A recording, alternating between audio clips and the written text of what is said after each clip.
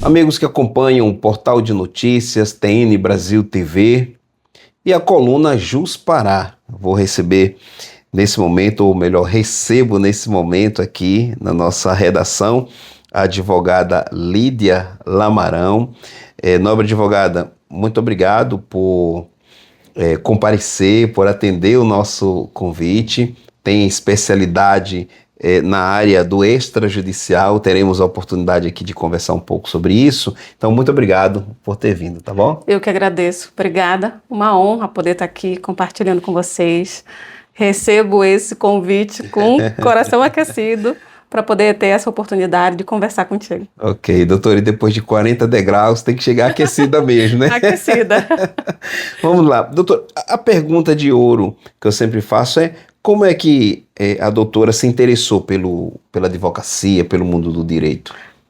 Eu falo que eu me apaixonei pelo extrajudicial porque eu iniciei trabalhando dentro de um cartório de notas.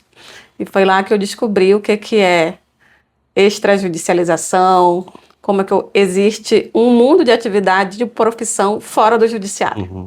As pessoas entendem e passam a perceber que é apenas cartório para levar documento, mas não tem noção que a vida passa dentro de um cartório. Uhum. Desde a emissão da tua certidão de nascimento, quando você casa, se você divorcia, também tem o divórcio, a partilha desses bens, se você falece, um inventário, se você quer beneficiar um filho, vai fazer uma doação. Então, quantos atos podem ser resolvidos dentro do cartório, até o tão realizado sonho da aquisição de uma casa própria. Uhum. Né? Vai fazer regularização dentro de um cartório. Então, eu me encontrei dentro de um cartório e foi aí que eu fui para a advocacia extrajudicial. Legal. Nós sabemos, pelos números e também pelas reclamações dos juízes, dos tribunais, que nós temos, assim, até parece que o brasileiro em particular, ele tem um certo amor ao litígio, né? Sempre entrar com ação judicial. Cultura, né? Então, inúmeros processos insignificantes que jamais deveria ocupar o tempo do juiz para ser resolvido. Então, nós temos inúmeros processos no Brasil. Onde é que entra a questão do extrajudicial? O que faz ele ser, talvez, mais rápido, mais célere, ou o ideal? Correto. Nós temos essa cultura do litígio, a gente sai da faculdade com essa cultura. Não nos é ensinado dentro da faculdade que existe o extrajudicial. Nós, enquanto advogados, nós temos atos privativos que são atos da advocacia. E quando você busca o extrajudicial, você tem justamente isso que você acabou de falar. Celeridade, previsibilidade, a possibilidade de ter em mãos o que você quer, de fato ter a sua vontade respeitada. E aqui eu já te dou um exemplo, o testamento. Aqui você tem a possibilidade de testar e dizer para quem você quer que fique aquele bem, o seu patrimônio. Então, ter essa possibilidade de gestão é extremamente interessante, mas, sobretudo, as pessoas precisam entender que essa possibilidade existe, que ela é menos onerosa, que ela é menos burocrática, mas as pessoas precisam estar de comum acordo. Isso é uma das exigências para que a gente consiga atuar no extrajudicial, que as partes estejam de acordo. Isso é importante. Legal. Eu acompanho um pouco, né, já as suas redes, né, sociais, e também algumas advogadas que fazem parte da CMI. Correto. Que é a Simone Cabral e a doutora Gislaine Nobre. Pronto, isso. Então, eu vi que a CMI, ela tem uma pegada, né, por assim dizer, uma forma, né, de trabalhar que agrega, né, valor significativamente às advogadas, às mulheres que fazem parte da CMI. E a Nobre, advogada, é uma das fundadoras. Perfeito. Então, fala pra gente como é de fato a CMI, por que ela foi fundada e qual o objetivo real da CMI. Perfeito. A CMI nasceu da vontade de 3 mulheres. Nós já existíamos dentro de uma outra instituição, mas como comissão, e a gente precisava de autonomia, independência, poder falar com muita tranquilidade sobre o mercado imobiliário. Então, nós resolvemos, através de um café, de um bate-papo, vamos montar uma comunidade. Qual que é esse propósito? Então, o propósito foi esse: trazer mulheres para dentro da nossa comunidade que vivem, que atuam no mercado imobiliário, que estão em fase de transição, onde essas mulheres consigam encontrar apoio, capacitação, consigam se sentir inserida, pertencente a uma comunidade.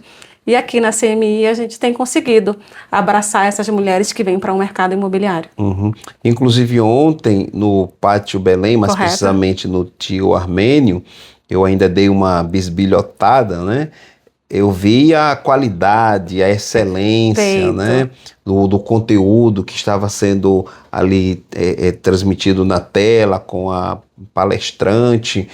A qualidade, né, das advogadas, a gente vê que elas conseguem encarnar o propósito, né, Perfeito. da CMI. Se encontram, né? É Uhum. justamente encontrar essa identidade. Dentro da diretoria nós somos 5 mulheres, nós 3 enquanto fundadora, mas temos ainda a doutora Daniele e a doutora Gisele. Nós somos advogadas, diretoras, temos despachantes, corretoras, mulheres de outras atividades que querem de fato entender e caminhar. E a gente não fala ali somente do profissional, de como fazer uma uso capião, algo técnico. Pelo contrário, como nós estamos tratando de mulheres, a gente precisa também cuidar da alma, do corpo, da mente. E a gente traz também esses temas para dentro da comunidade para que a mulher seja atendida 100%. CMI é Comissão da Comunidade das Mulheres Das Imobiliaristas. Mulheres Imobiliaristas. Né?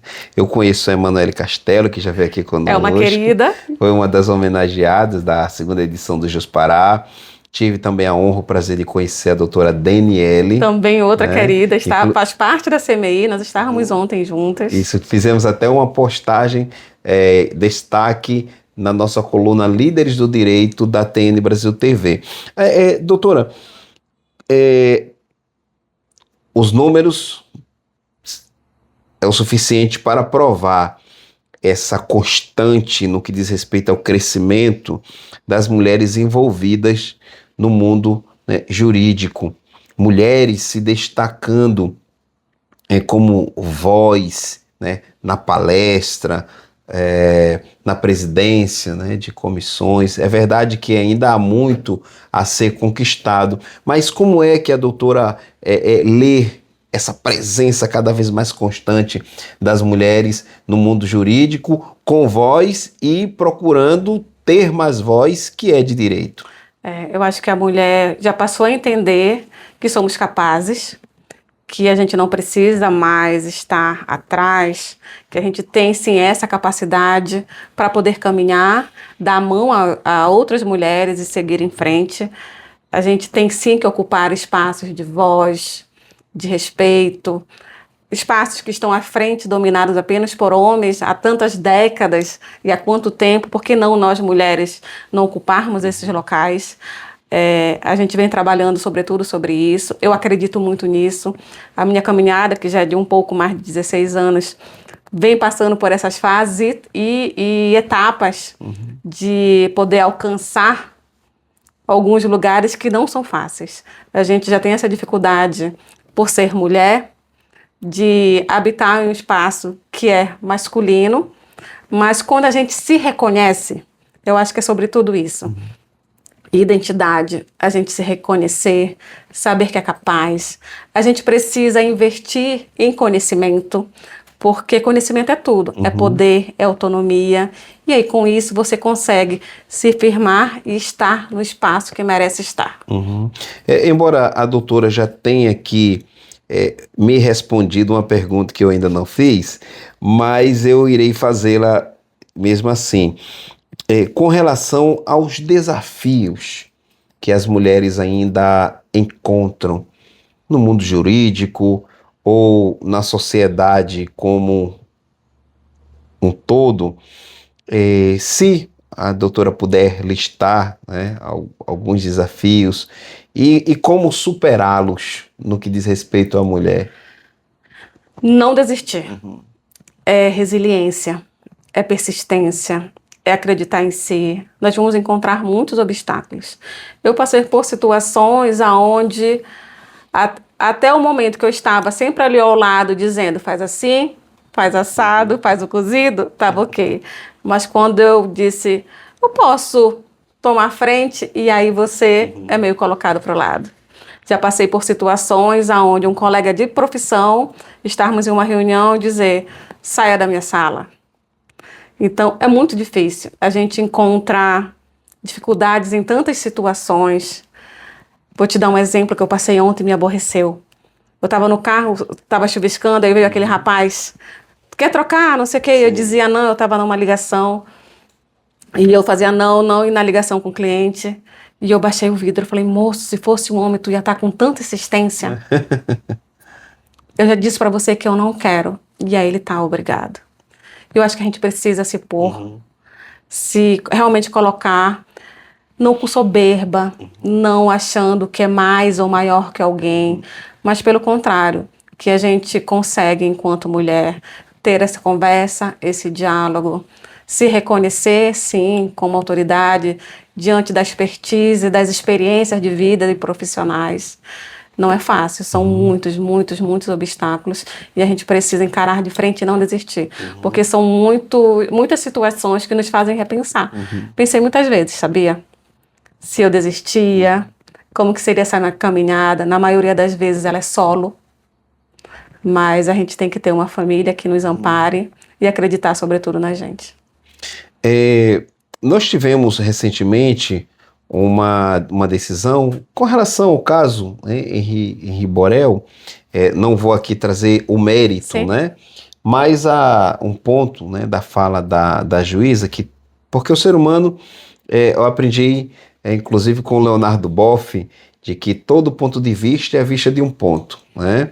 Ainda que eu tenha um entendimento com relação ao que aconteceu a Monique, no caso, não tenho nenhum problema de dizer, entendo que ela deveria estar presa. Perfeito. Mas eu entendo lá a decisão, né, do conselho de sentença, e entendi o discurso da juíza. Eu não entendi que ela estava usando a ideia de misoginia para justificar aquela decisão, mas ela trouxe um elemento real de que há uma cobrança sempre maior em relação à mulher. Então ela trouxe esse elemento, né, que acontece, e fez parte da sua argumentação, mas que não foi aquele ponto o que realmente pesou para a decisão, mas Sim. o que pesa é a decisão lá do, né, tal. Na sua avaliação, a sociedade tem mesmo um olhar, eu usei esse exemplo, né? Se quiser comentar o caso, fica à Sim. vontade. Só estou usando o ponto para fazer a seguinte pergunta. Na sua avaliação, a sociedade, ela cobra mesmo mais da mulher ou é só choro? Cobra. Cobra, não só cobra, como acha que não somos capazes. Vou te dar uma situação que aconteceu comigo. Eu fazia parte de uma presidência, de uma certa gestão, e aí me foi feito o convite para poder participar de uma outra situação. E o colega que estava do meu lado falou assim mesmo, não, a Lídia não, porque ela já está como neste lugar, ela é casada, ela tem filho, tem um trabalho e ela não vai dar conta. Entendeu? Como ele já, porque eu sou mulher, porque eu sou casada, porque eu tenho filho, porque eu já tenho uma ocupação, eu não vou dar conta, foi ele que definiu. Entendeu? Então, de fato, a gente passa por isso. As pessoas ainda acreditam que a gente está no papel apenas de ser mãe, de cuidar da família, que não somos capazes de sentar à mesa para falar sobre negócio, de estar à frente de pautas importantes, de defender a nossa atuação enquanto profissional. No meu caso em especial, que faço aí e defendo com muita propriedade o que é o extrajudicial, as mulheres que atuam no mercado imobiliário. Então, nós somos realmente muito cobradas e as pessoas acreditam que nós não somos capazes. Mas para a sociedade ter uma compreensão melhor acerca do papel da mulher e que a mulher não deve ser mais cobrada, né? Como é hoje em relação ao homem, é preciso haver algum tipo de educação familiar, alguma campanha em larga escala para que a sociedade, porque é o seguinte, a cobrança, ela vem até mesmo das próprias mulheres, que às vezes não conseguem entender que elas estão repetindo um discurso que é, né, patriarcal, que é machista, etc. Eu vou dar um exemplo que eu vivi isso muito, boa parte da minha vida. Então, no ambiente religioso, o obreiro traiu a irmã, a irmã recebe o conselho do pastor e das demais irmãs, olha, perdoe, porque a Da sua família. família, tá, etc, etc, tal. E a irmã perdoa, tal. Mas sempre que aconteceu o contrário, o discurso era basicamente o mesmo. Não, deixe ela, porque se ela fosse de fato a sua esposa, a mulher que Deus Honrasse a escolheu, família. ela não iria lhe trair. Deus vai lhe dar algo melhor, uma pessoa melhor, que vai te honrar, que vai... Então, assim, o que fazer para que a sociedade não tenha esse tipo de leitura? Claro, não estou falando de erradicar, que não tem como, Sim. né? Mas pelo menos para minimizar. Eu acho que a gente tem toda oportunidade para mudar isso. O digital está aí, a internet, inúmeras portas de acesso, temos YouTube, temos Instagram, temos Facebook. Mostrar para o mundo que as mulheres já ocupam espaços, que temos autoridade, que temos empoderamento, que nós podemos sim mudar, que se eu escolher não ser do lar, eu posso sim marcar com alguém, com uma secretária, para estar fazendo esse trabalho dentro de casa. Eu resolvi ser independente, ter o meu dinheiro, não estar apenas dentro da minha casa. Então, quando a mulher se empodera de si, ela pode mostrar que ela pode arcar. Porque o que acontece? A submissão faz com que algumas mulheres ainda se mantenham em algumas situações por causa dessa dependência. Então, estudo, conhecimento, empreender. Se eu não pude estudar, eu conheço muitas mulheres que não conseguiram ir para uma faculdade ou que concluíram uma faculdade, mas foi difícil se manter, né? Porque é difícil você atuar sozinho em alguma determinada área e você vai empreender e se encontra às vezes em tantas outras situações, ser empresária.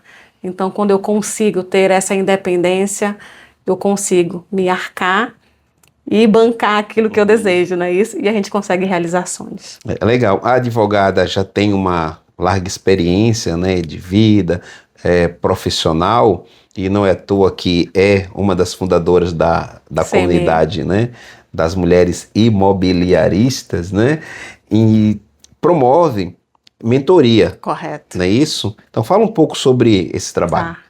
Esse é um trabalho que eu fazia já há algum tempo, individualmente, ajudando alguns colegas já com a mentoria, fazendo parcerias, ajudando nesse início, nessa caminhada, nesse processo de se firmar dentro do profissional.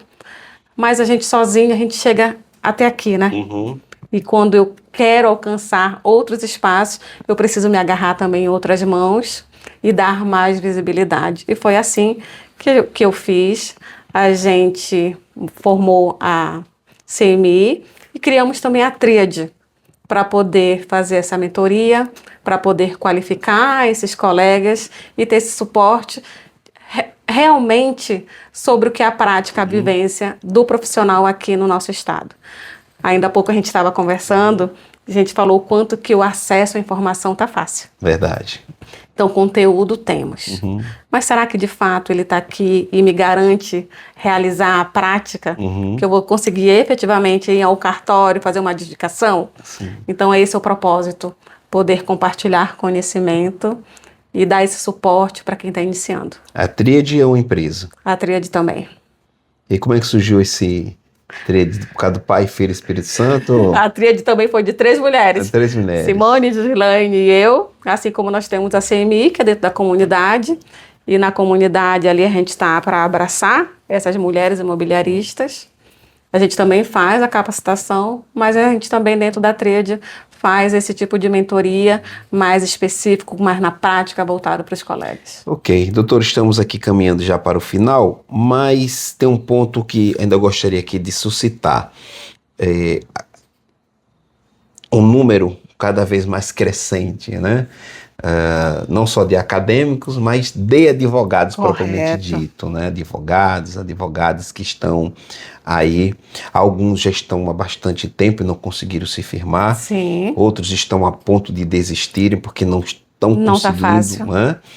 E usar aqui a expressão bem nordestina, e tome mais advogado, e tome mais advogadas. E aí, o mercado está saturado mesmo? É possível ainda conseguir o seu lugarzinho ali embaixo do sol? Sempre, porque o cliente vai se identificar com você ou comigo. A gente precisa, o que eu falo para quem é amigo e quem já me acompanha? Primeiro você precisa escolher um nicho. Você precisa falar com alguém. Não tem que atirar para todo lado. Não né? dá para. A gente sabe que no início a gente precisa, né? Isso é fato, porque você não tem nada ainda. Você não tem nada ainda, mas aos poucos você certamente vai ver o que acelera o teu coração, o que te deixa feliz. E opa, me identifiquei com o trabalhista. Opa, gostei do criminal. Ouvi a doutora Lídia falar, eu acho que eu vou pro extra. Entendeu? E ali você já vai nichando. E você já vai vendo para quem você vai falar. E aí você consegue ser diferente, não ser mais um. Porque quando você é apenas mais um, que é o que a gente acabou de falar agora, os inúmeros profissionais que estão saindo, você de fato é mais um ali. Mas se você trabalha com um nicho, se identifica com aquela área, você vai entregar o que é o melhor. Você vai saber aquelas peculiaridades. Só você vai saber com a sua vivência que resolveu aquele caso daquela forma. Eu vou deixar aqui uma dica para quem ainda é estudante, para quem está acabando de se formar. No extrajudicial, você não precisa ser advogado para poder atuar. Dentro do extrajudicial, você tem apenas 5 atos que são privativos da advocacia, que é o uso capião, o divórcio, o inventário, a dissolução de união estável e a adjudicação compulsória. Só que você tem inúmeros atos que você pode realizar dentro de um cartório. Você vai comprar seu primeiro imóvel, você precisa de um advogado especialista em direito imobiliário, notarial e registral para poder fazer a regularização do teu imóvel. Você quer doar um bem, vai lá, faz a doação. Você precisa ter um amigo que está de namorido. Olha, cuidado, você tem bens. Não é melhor fazer um contrato de namoro ou tu já vives em união estável? Bora oficializar a tua união estável? Então, quantos atos vocês têm dentro de um tabelionato de notas que consegue resolver?